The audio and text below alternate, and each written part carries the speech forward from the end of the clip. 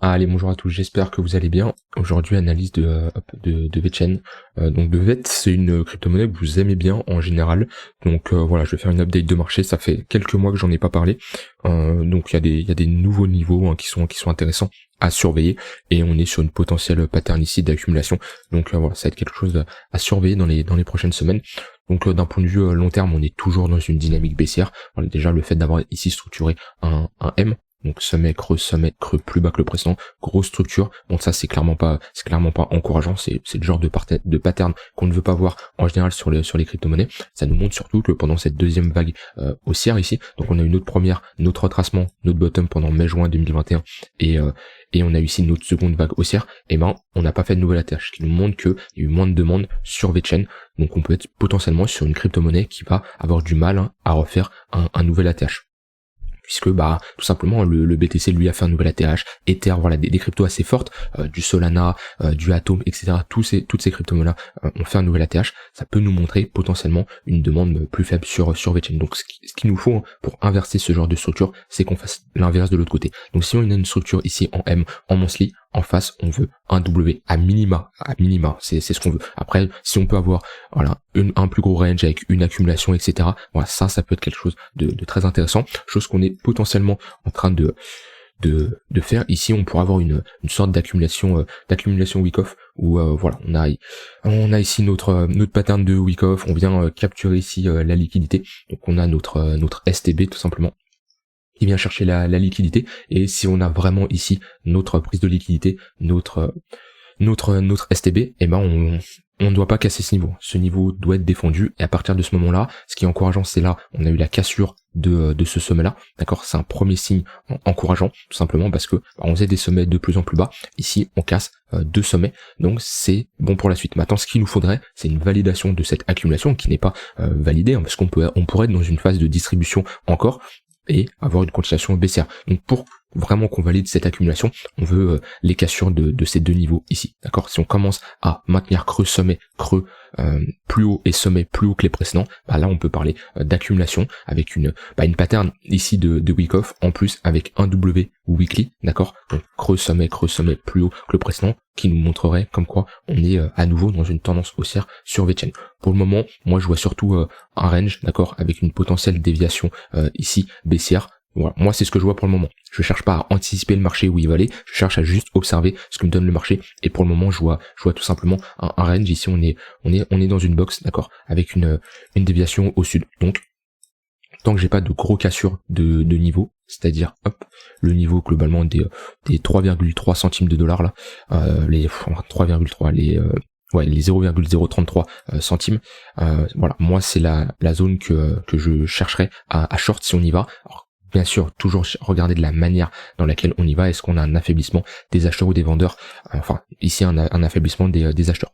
Ce qui m'encourage moins de shorter ce niveau-là, c'est qu'ici on pourrait avoir un W weekly, d'accord. Si je me mets en plus bas time frame, on voit qu'en 3 jours ici on maintient nos creux, ok. Donc ça peut être ici une structure très intéressante sur un bad range, d'accord. Donc pour se positionner, il y a des opportunités. Alors le problème, c'est que notre ligne de coup, donc notre cassure de notre structure, elle est quand même proche du milieu du range, donc ça reste compliqué de se positionner. Pourquoi pas chercher des entrées un peu plus basses, mais c'est pas, on a ici une structure avec une forte amplitude qui vient chercher notre milieu de range, donc c'est difficile selon moi de se positionner. Mais pour les boules, ceux qui veulent un VeChain tout simplement qui performe, c'est encourageant de commencer à faire ce genre de structure, parce que là on est dans un W, potentiellement dans un plus gros W, et vraiment le signal intéressant, c'est de casser ces sommets là. Voilà, c'est comme ici on avait un peu nos accumulations. Voilà, on est globalement dans un range, ok, on prend la liquidité, et dès qu'on a des cassures de gros niveaux, voilà, donc c'est un peu similaire, hein. Hop, ici on a ce premier sommet, ce second sommet, d'accord. Ici on a ce premier sommet, ce second sommet, hop, on vient ici chercher la liquidité, tac, on retrace, on fait un petit W ici, et on casse les gros niveaux, on vient faire un pullback dessus, et voilà, tendance haussière. Bon, on pourrait pourquoi pas faire la même chose. Alors je dis pas qu'on va faire la même chose, mais c'est un scénario qui est envisageable. En tout cas, si on a une cassure à la hausse, hein, je surveillerai fortement ce niveau pour potentiellement jouer un pullback.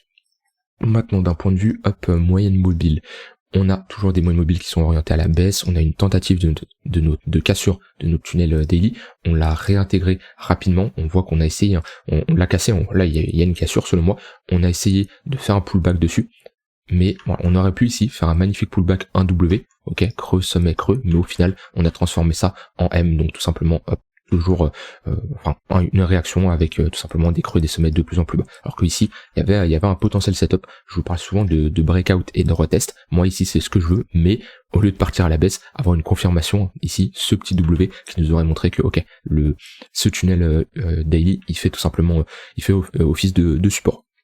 On l'a réintégré, il fait office de résistance, on est dedans actuellement.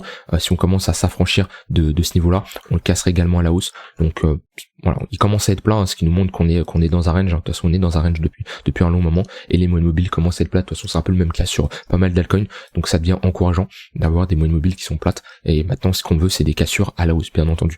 Mais voilà, on voit que on était dans une tendance bien baissière, on le voit, on a des moyennes mobiles qui sont bien orientées à la baisse, et là il commence à être plate, donc on est clairement dans un range. D'un point de vue point pivot, il est où mon point pivot yearly? Ok, les points pivot yearly sont assez hauts, on a nos 0,042 qui sont un gros niveau de résistance, parce que déjà on est sur un gros niveau de résistance ici, et on a un point pivot yearly, donc ça sera un niveau de prise de profit partielle, hein, pour ceux qui sont rentrés en ce moment ou plus tard. Ça peut être une zone de prise de profit ou une zone de short si on a notre setup qui nous le permet, bien entendu. Et sur du plus court terme, hop, sur du plus court terme, alors, hop, je vais juste enlever ça, tac. Ok, on a eu un cross entre notre tunnel 1h et notre tunnel 4h, donc ça c'est encourageant. Alors qu'on a un tunnel 1h qui cross le 4h, c'est moche, hein, c'est tout simplement bearish, hein, on voit, hop, on arrive à consolider, on a nos moyennes mobiles qui sont plates, on a ici une cassure de notre tunnel 1h et 4h, d'accord, toutes les opportunités, hein, tous les pullbacks dans notre tunnel 1h et 4h, c'est des opportunités de long, parce que là je le vois, en 4h, 6h, la tendance est haussière. Je peux tout enlever ici, mais voilà, c'est visible, d'accord. On a ici des creux, des sommets, hop, des creux, des sommets de plus en plus haut. Ok, on fait des W dans des W. Voilà, on a une forte réaction. On casse, on vient prendre la liquidité, on fait des pullbacks. Ok, on était dans un potentiel range ici, mais sur du très très court terme. Ce range là, on est plutôt sur un range daily, d'accord, entre deux bornes. Maintenant, sur du plus court terme, moi je vois une tendance. Après, c'était une opportunité ici de venir long le bas de range, d'accord. On fait une structure en W. Là, on est sur un haut de range. On commence à faire un M-top. Enfin, on a fait un M-top ici, qui est plutôt une structure où je viendrais short le marché.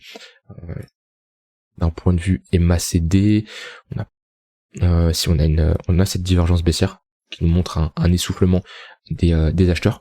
On est sur résistance. On est dans nos tunnels daily. Ça peut être une zone pour short, avec bien sûr un stop loss au-dessus du range, qui est tout simplement notre zone d'invalidation. Après, à prendre en compte aussi, le marché est haussier, le BTC est haussier, donc vous shortez une altcoin qui peut tout simplement être entraînée par la performance du BTC, même si en ce moment les altcoins, ils se réveillent pas trop. Donc bon, voilà, ici on voit que tout ce qui revient dans notre tunnel 1h, c'est des opportunités de longue. Pourquoi? Parce que tendance haussière, creux et sommet de plus en plus haut, les pullbacks sont des opportunités. Si je mets ça en confluence, voilà, ici, confluence, point pivot Monthly, tunnel 1h, il y avait une opportunité. Alors bien sûr, on est sur un tunnel 1h, on vient zoomer en unité de temps pour avoir un potentiel setup. Ou ici, on n'a pas une belle structure, on a ici un ravalement, où on casse le niveau le plus haut de la bougie la plus basse ici, ou voilà, ça peut être un setup au niveau de la clôture ici, le fait d'avoir un ravalement. Et on voit qu'on a eu une magnifique réaction, tunnel 1h sur point pivot Monthly, point pivot le daily juste en dessous. Ici il y avait un setup qui pouvait s'enclencher. Voilà, hop, stop sous le précédent creux, d'accord, et vous targetez bien sûr ce que vous voulez. Donc ici on est dans le tunnel 1h, on voit qu'on a une bonne réaction. Malheureusement, j'aime pas les réactions avec une trop forte amplitude de prix. Bon, déjà on a MACD très vendeur, c'est pas comme ici où là on n'avait pas un MACD vendeur, ok, on avait une divergence haussière entre ces deux points là, donc qui nous montrait tout simplement que on avait un affaiblissement des vendeurs et un retour potentiel des longues. Ici on a un MACD très fort, donc à moins d'attendre voilà une deuxième tendance baissière, enfin une deuxième jambe baissière pour pousser à la divergence. Le problème c'est qu'on sera hors de notre tunnel 1h, donc selon moi ici il n'y aurait pas de setup, et surtout on a une réaction, d'accord, bon on n'a pas de clôture encore, mais on aimerait avoir une clôture au-dessus de ce niveau là pour valider un W, ce qui serait encourageant, mais c'est compliqué parce que je préfère avoir des entrées un peu plus serrées, un peu plus précises et des structures avec une faible amplitude. Voilà, ici on a un tout petit W. Ça c'est le genre de structure que je veux pour rentrer en position, puisque ici une grosse structure, ça me fait rentrer ici, ça me fait mettre un stop loss sous le creux. J'ai pas un risk reward qui m'intéresse. C'est pas comme ici par exemple où quelqu'un, admettons on est dans notre tunnel 1 heure, hein, on a un petit W. Hop, voilà, on peut mettre notre stop soit ici sous le creux ou soit sur ce niveau-là et on a déjà un risk reward qui est beaucoup plus intéressant. Donc trop d'amplitude selon moi. Donc on est dans une sorte de compression ici entre notre tunnel 1 heure et notre haut de range, d'accord. Donc on peut faire un ping-pong à vous en fonction de vos conditions que vous avez. Voilà, ici comme je disais, un affaiblissement, ok. On a un affaiblissement, divergence MACD. On fait ici une structure en M, sommet creux, sommet plus bas que les précédents. On est revenu parfaitement sur notre ligne de coup, j'ai l'impression, presque, on ne l'a pas touché, mais voilà, ici c'est une résistance, hein. Si on y revient, ça peut être une zone également intéressante pour short. Voilà, ça c'était, on avait un setup de short. Ah bah, notre pullback on l'a fait ici, je l'ai même pas vu, mais ok, on a ici notre cassure, on a une tentative de réintégration des acheteurs sur cette bougie, et on voit qu'on se fait rusher. Donc ici, il y avait un potentiel setup de short, pareil avec, hop, du range classique, hein, donc on vient short la résistance, stop loss, hop, sous le précédent creux, et on peut targeter le bas de range, hop. Le bas de range ou soit des prises de liquidité, hein. Déjà revenir chercher notre tunnel 4 heures, ici prendre la liquidité, et pourquoi pas aller chercher des niveaux plus bas, hein, globalement, qu'on avait déterminé sur notre bas de range juste avant. Ça pouvait être un setup qui pouvait s'enclencher. Alors de toute façon, le but c'est tout simplement de contextualiser le marché, ok, comme on se trouve, bah comme je vous l'ai dit, pas besoin d'indicateurs, pas besoin d'outils, hein. Vous pouvez utiliser des indicateurs, hein, mais voilà, on voit tout simplement avec nos yeux. Sur du daily, on est globalement bloqué entre deux bornes. Voilà, hop. On est ici dans notre box. Ok. On est sur résistance actuellement.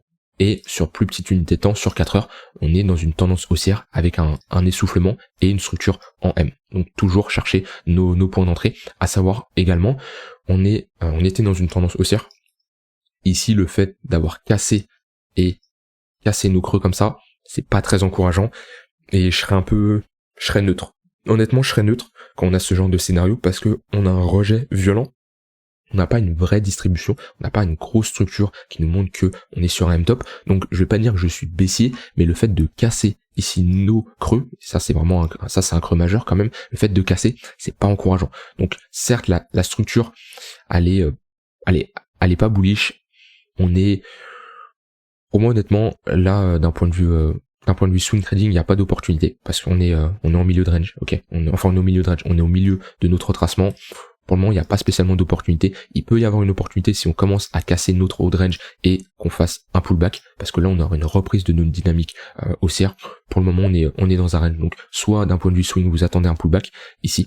Enfin, moi, j'attendrai personnellement un pullback pour me positionner et jouer, ok, la sortie de ce range avec au moins là une prise de liquidité ici et ici. Et sinon, si on n'a pas une cassure, pour le moment c'est pas prévu, on n'a pas prévu d'avoir de cassure de ce que je vois, vu qu'on a ici une prise de liquidité, hein, que j'ai pas précisé. On est venu prendre la liquidité et réintégrer. Ça c'est une bougie bearish, et j'en parle très très souvent. Quand on a ce genre de pattern, ça veut dire on va chercher la liquidité. Si on a une clôture, une bougie verte, et on clôture au-dessus de ce niveau-là, ok, on a une cassure, enfin une potentielle cassure, à moins qu'on réintègre, mais on a une potentielle cassure, là c'est encourageant. Là juste le fait de mécher, réintégrer, clôturer dans le rouge, c'est moche, ça c'est moche. En général, qu'on fait ça, c'est pour prendre la liquidité beaucoup plus bas. Voilà, j'ai pas spécialement d'exemple, hein, mais c'est pas ce que j'aime voir en général quand juste on prend la liquidité et on se retourne juste après. C'est pas encourageant selon moi, que ça soit dans un sens comme dans un autre. Voilà, en tout cas j'ai dit ce que j'avais envie de dire, donc surveillez ce range, surveillez les niveaux qu'on a vu, notre tunnel 1 heure et notre haut de range ici qui fait office de résistance, et voilà, en fonction si vous avez vos conditions, je sais pas, votre façon de trader, hein, si vous avez utilisé des structures, des confirmations de momentum ou autre, respectez votre setup, mais en tout cas il peut y avoir des setups intéressants qui s'enclenchent. Voilà, j'ai dit ce que j'avais envie de dire sur VeChain. On est toujours dans une zone intéressante s'il veut bien charger pour l'investissement. Bien sûr, si vous pensez d'un point de vue fondamental que VeChain fera un nouvel ATH ou retracera, aura un bon retracement. Pas besoin de faire un nouvel ATH pour faire des profits, hein, bien entendu. On est assez loin de l'ATH. Je dis pas que VET ne fera plus une nouvelle ATH, mais si on retrace déjà de moitié, il y a des opportunités. À vous de voir maintenant si ça vous intéresse, si votre setup s'enclenche ou autre, et si surtout, là on est vraiment sur du long terme, donc le fondamental rentre en compte, et ça c'est propre à chacun. J'ai dit ce que j'ai envie de dire, passez une bonne fin de journée, et on se retrouve demain pour une prochaine vidéo. Bye bye.